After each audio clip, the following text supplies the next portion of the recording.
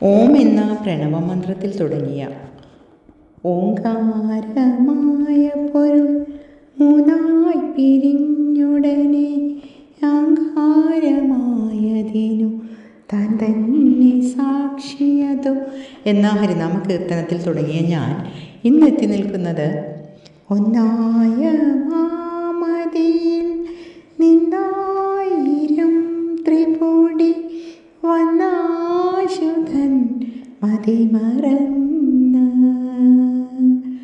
അനാദിയിൽ പ്രിയമുയർന്നാടലാം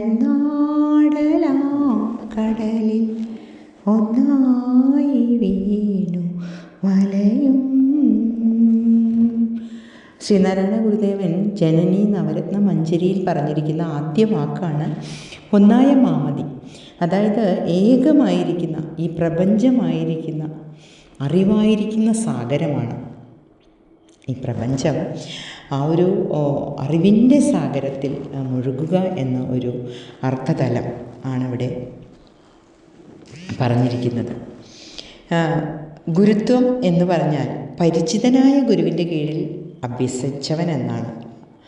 ഗുരുവിൽ നിന്ന് പകർന്നു കിട്ടിയ അറിവ് പകരുന്നവൻ, ഗുരുത്വമുള്ളവൻ. ഇന്ന് ഇൻ്റർനെറ്റ്, ഗൂഗിളൊക്കെയാണ് നമ്മുടെ ഗുരു. ഇൻ്റർനെറ്റിൽ നിന്ന് കിട്ടിയ അറിവ് പലയിടത്തും അഭ്യസിക്കുന്നത് ഗുണത്തേക്കാൾ ഏറെ ദോഷം ചെയ്യും.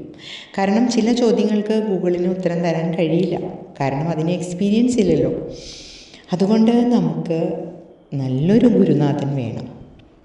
നേരായ വഴികാട്ടും ഗുരുവല്ലോ പരമദൈവം എന്നല്ലേ.